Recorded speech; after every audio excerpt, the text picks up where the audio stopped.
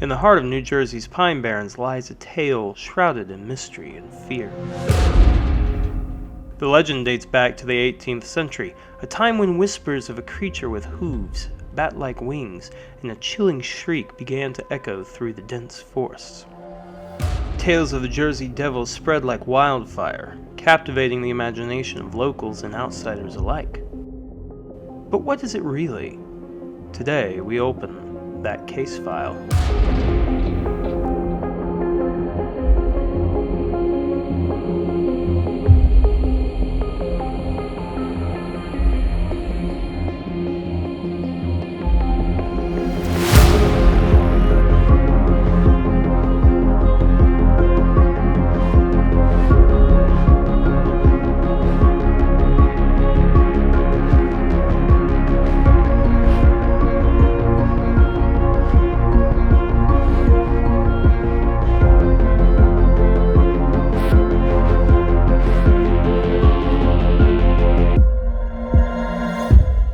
The legend of Mother Leeds and her 13th child is deeply ingrained in the folklore surrounding the Jersey Devil. According to the legend, Mother Leeds lived in the Pine Barrens of New Jersey during the early 18th century. She was already the mother of 12 children, and when she became pregnant with her 13th, she reportedly exclaimed in frustration that if this child were born, it would be a devil. Some versions of the legend suggest that she may have been experiencing a difficult pregnancy, which could have contributed to her utterance. On a stormy night in 1735, Deborah Leeds went into labor, and the birth of her 13th child was accompanied by strange and ominous occurrences.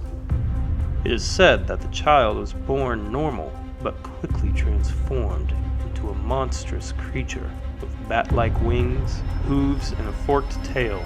It let out a horrifying screech before flying up the chimney and disappearing into the Pine Barrens. Terrified eyewitnesses claimed to have seen the creature roaming the wilderness, and its legend grew over time, becoming known as the Jersey Devil. So Jason, there's a key part of the whole Mother Leeds story that has, for the most part, been left out. Can you kind of tell our audience about that? One thing I'm famous for saying is that folklore is not phenomena. Oftentimes we look at the folklore and the stories around cryptids and other things, we think, this is what we're dealing with. No, it's not. Folklore develops like anything else. Over time, it's a story that is being told. And we often forget the context for the original story itself. For example, yes, there were sightings of this creature going as far back as the 1700s, and there's an argument that there is a spirit by the Lenape people that is equivalent. Like they saw it, that there was this spirit thing. They say, yeah, it matches the description of the Jersey Devil. The problem that I have with that is the research on that feels sketchy to me. It feels like there's a lot of backtracking on that one. So yes, we do have accounts of people seeing it since the 1700s. That's true. But it's taken a lot of different names over the years. And there's two major components to this, to the Leeds story. One is the Pine Barrens used to be called Leeds Point, right? Because the Leeds family owned a lot of that. Yeah. So that kind of led to the idea of the Leeds Devil being a thing, right? But then the Leeds family came into conflict with Benjamin Franklin, because there was some political back and forth that they had, but also because they created a rival almanac to Ben Franklin's Farmer's Almanac. So there was a lot of back and forth. And one of the things he claimed, he being Ben Franklin, was that the Leeds family were occultists. People back then did not, like we think politics are bad now. You go back 200 years, you see how hard people go with their accusations. Yeah. So he's like, no, these people are straight up occultists. So this political intrigue, this back and forth between Ben Franklin and the Leeds family, he's pushing this idea of Leeds, of literally and he's like, hey, there's this Leeds Devil out here. So it really becomes his attacks at the Leeds family that creates this idea of the Leeds family and the occult. And that's when this story starts getting all woven together, is that people are just making up stories about the Leeds family. And then what we have is around in 1909, there is a series of very large and public events where people see it for like a week. And again, people have been seeing this creature since the 1700s, but then there is this big event, this week's worth of sightings, one where it attacks a trolley car. Again, attacks, it's like we don't know that it was actually attacking, but that's how it's presented to us. You're right. It is the descriptions of those people, that's where we get everything else. So that's where it becomes the Jersey Devil at that point. But the thing about the Leeds family and its connection to this is the Leeds family simply becomes because of this political intrigue with Benjamin Franklin, essentially just becomes the hot spot for all this folklore and mythology, and so the Leeds Devil becomes this name. Well, so what's going to happen? We create stories to fill in the gaps, like the Mother Leeds, right? There is no reason to think that there was any one person that any of this happened, because it's sometimes she's named Jane, sometimes she's named other things. So sometimes she's named Jane, sometimes she's named Barb, sometimes there's like another, I think Susan's the other one, I may be wrong on that one, but Jane was like the most popular one that I read. But it doesn't matter. None of these people actually existed. That's the problem. None of it. What it looks like is again, the stories took elements from different Leeds family members and created this mythology, this story. And the story is what sells. The story is what everyone tells themselves or tells each other by the fireplace, on a cold, stormy night kind of a thing. That's what it became. That's where this is coming from.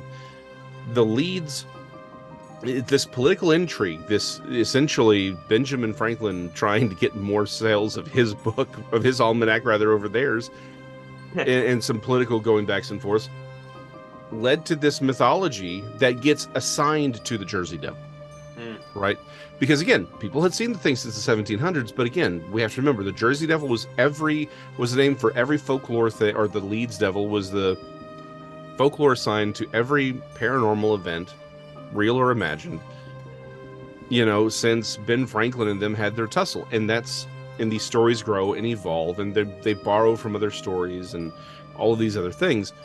And then when we have the Jersey Devil event in 1909 that popularizes the Jersey Devil, they take that mythology and they lay it on top of that event, and they connect the creature, and then the new story evolves where this creature is a Leeds family member. It is folklore, right? The problem is we're taking folklore, we're treating it as if it's real and not understanding what folklore actually is.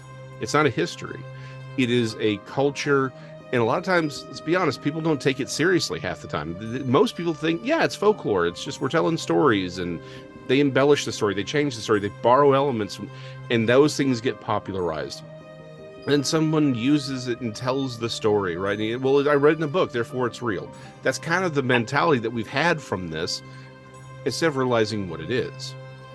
And then of course, when that mythology and that folklore gets laced on top of and becomes the official origin for this creature, we get so caught up in that, we realize, no, it's not. Folklore is not the phenomena. Hey everybody, thank you for tuning in. Just want to take a quick break here in the middle of the episode to let you know about our partnership with Dubby Energy. They're a completely jitterless energy drink. They've got lots of great flavors, and if you use promo code MHS Network at checkout, you will save 10% on your order. Again, MHS Network at checkout. Thank you. Now back to the show. You've got an interesting theory, Jason, on what the Jersey Devil actually was or is, if it's still out there. Kind of explain that to us. So again, like I said, there are accounts going back to the 1700s of this that are documented.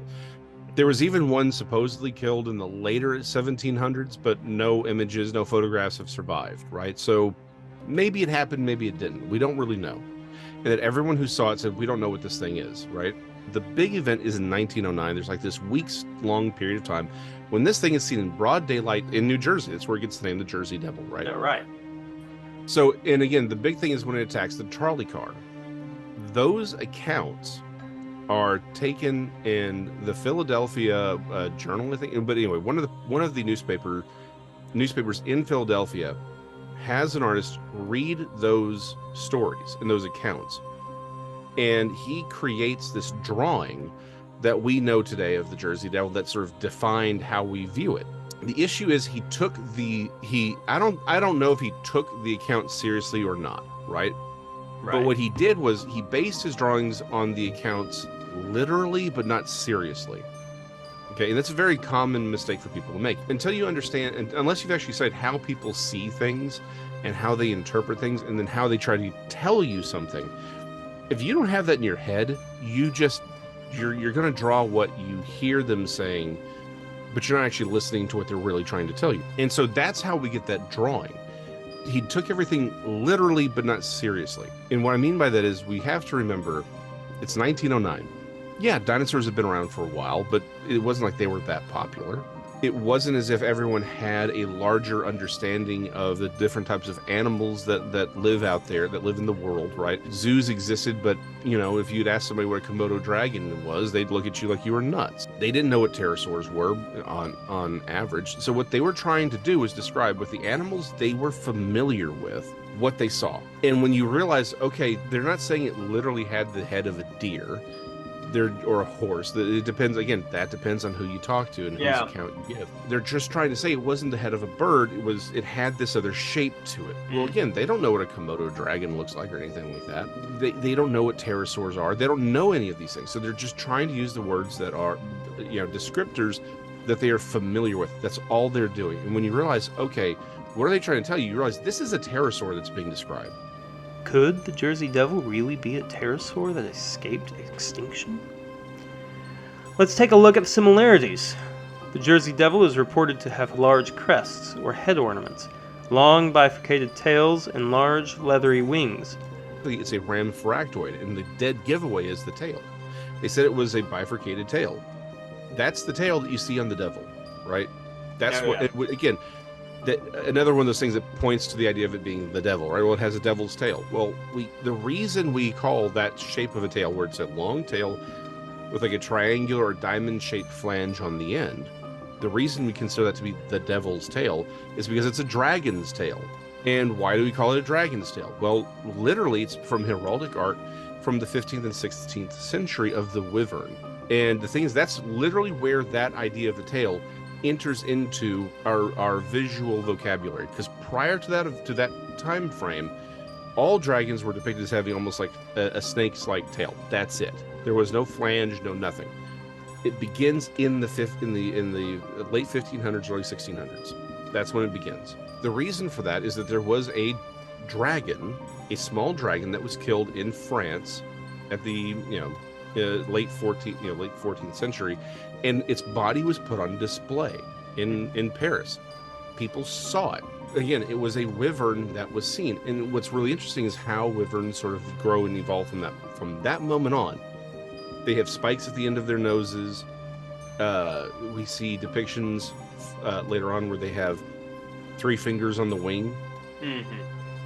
And they have a long tail with a flange. And again, a wyvern very specifically has 1 pair of wings, 1 pair of legs. They aren't the 4-legged ones that we see in modern fantasy video games, right? Yeah. And the reason that's important is that is a pterosaur. The jury is still out on whether or not this creature is a prehistoric flying reptile, a spawn of the devil himself, or just a political hoax. What we do know is the results of this case file are inconclusive.